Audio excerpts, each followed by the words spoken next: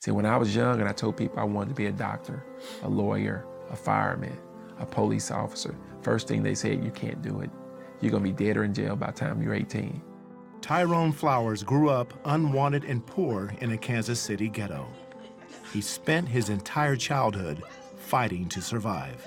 My mother made it very clear that she didn't want to be a parent, and my grandmother stepped in and took custody of me and raised me with her 12 other children. Living in a home with rats and roaches and no air in the summertime. You know, sometimes you would have to borrow food from your neighbors or your friends, you know, just sometimes to have a meal for that day. His grandmother worked 2 jobs to make ends meet.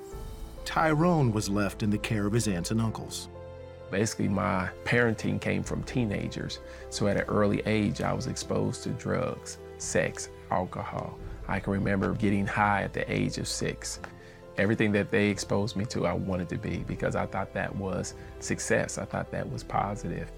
When he was 7 years old, his grandmother became too sick to care for him. Child Protective Services removed Tyrone from her custody. He spent the next 3 years in foster homes. And the first thing I can remember being told that I would never amount to anything. It seemed as if they were trying to tear me down. I was abused physically, mentally, and emotionally. And their form of punishment was to place me in a basement overnight with cobwebs and concrete. And I remember banging on the door at the age of 8, just asking, you know, please let me out. I won't do it no more. Tyrone became a ward of the state. He was transferred to 8 different group homes in 6 years because he constantly fought with residents and staff. And I became very angry at this point because I didn't understand why wasn't I living with one of my relatives and my family members. I was labeled with a learning disability, behavioral disorder, emotional disorder. I had a strong authority problem, and that meant that I wasn't gonna listen to nobody. I was constantly getting kicked out of school. I was very defensive. I was taught all my life to defend yourself. Don't let nobody talk bad to you. Don't let nobody walk over you. And so I thought it was me against the world.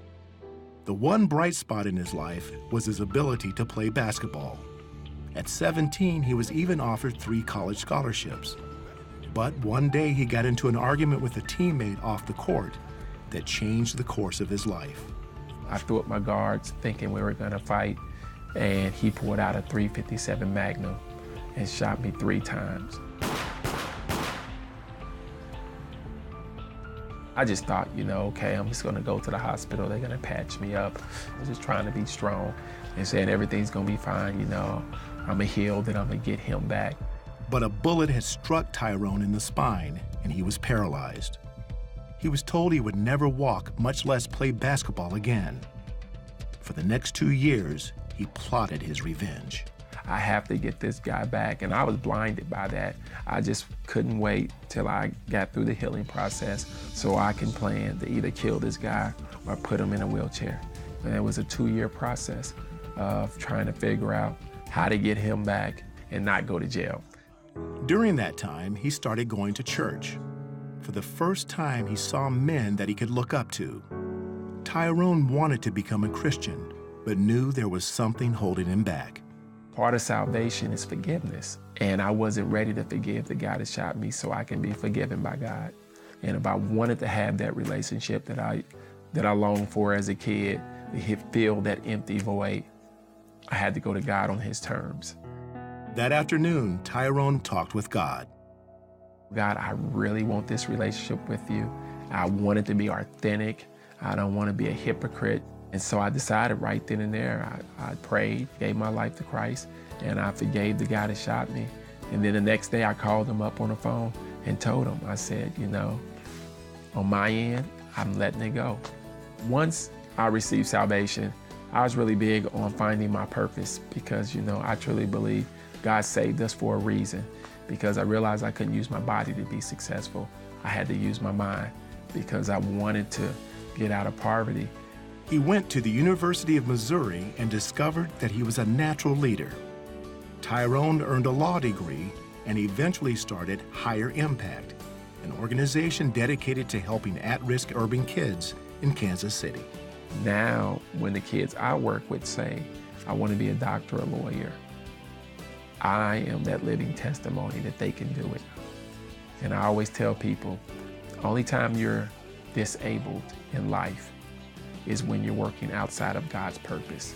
Because whatever God calls you to do, He will enable you to do it. So I'm perfectly able to do what God has called me to do. Tyrone says his decision to forgive the man who shot him opened the door for the good things in his life today. Out of the 22 years I've been in this wheelchair, me and the guy that shot me, we've been friends 20 of those years. Living a life of revenge, anger, and frustration, it does you no good. I mean, all it does is eat you up on the inside. You'll never become whole by, getting someone back.